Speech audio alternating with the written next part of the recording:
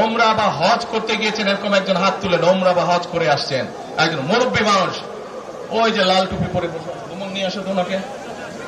আপনি আসেন দেখি, সামনে সামনে আসেন, আমার কাছে আসেন।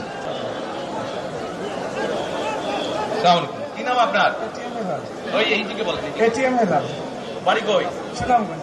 বাড়ি সুনামগঞ্জ। সুনামগঞ্জ কোথায়? শান্তিগঞ্জ। এই সুনামগঞ্জের মানুষ আছে এখানে?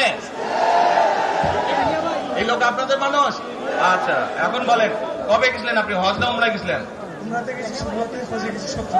উমরাতে গেছেন 16তে, হজে গেছেন 17। এখন আমাকে বলেন, আপনি তো উমরা হজ করে আসছেন, মাকে এসে মাইকের সামনে দাঁড়ান। আপনি কাবা শরীফে গেছেন, কাবা শরীফের মালিক কে? আল্লাহ। জোরে বলেন। আল্লাহ। কাবা শরীফের মালিক কে? আল্লাহ। আল্লাহ। আমরা মুসলমান সবাই এই দিন দুনিয়ার, আমরা যে এই পৃথিবী দেখি, এই পৃথিবীর মালিক কে? আল্লাহ। এই সূর্য নক্ষত্র যা দেখি তার মালিক কে? আল্লাহ। বেহেশতের মালিক কে? আল্লাহ। দোজখের মালিক কে? আল্লাহ। আচ্ছা, দাঁড়ান, আপনি বসেন। আপনারা সকলেই সাক্ষী দিলেন দোজখের মালিক আল্লাহ, বেহেশতের মালিক আল্লাহ, এই পৃথিবীর মালিক আল্লাহ, কাবার মালিক আল্লাহ। আরে ভাই, যেটার মালিক আল্লাহ সেটা কি অন্য কেউ দেওয়ার ক্ষমতা রাখে? রাখে না। তাহলে কি দাঁড়ালো?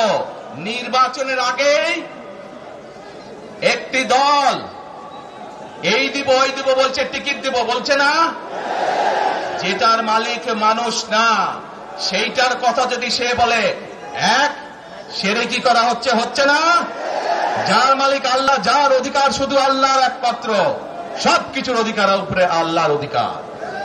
কাজেই আগেই তো আপনাদেরকে ঠকাচ্ছে, নির্বাচনের ফলে তাহলে কেমন ঠকাবে আপনাদেরকে বোঝেন এবার। শুধু ঠকাচ্ছেই না মানুষকে, যারা মুসলমান তাদেরকে শিরকি করাচ্ছে তারা। নাউজুবিল্লাহ। প্রিয় ভাই বোনেরা, কেউ কেউ বলে অমুককে দেখেছে, তমুককে দেখেছে, এবার একে দেখেন। প্রিয় ভাই বোনেরা, 1971 সালের যুদ্ধ, যেই যুদ্ধে লক্ষ মানুষের প্রাণের বিনিময়ে দেশ স্বাধীন হয়েছে, আমাদের এই প্রিয় মাতৃভূমি, সেই মাতৃভূমিকে স্বাধীন করার সময় অনেকের ভূমিকা আমরা দেখেছি, যাদের ভূমিকার কারণে এই দেশের লক্ষ লক্ষ ভাইয়েরা শহীদ হয়েছে, এই দেশের লক্ষ লক্ষ মা বোনেরা তাদের সম্মান হানি হয়েছে। কাজে তাদেরকে তো বাংলাদেশের মানুষের মধ্যে দেখেই নিয়েছে।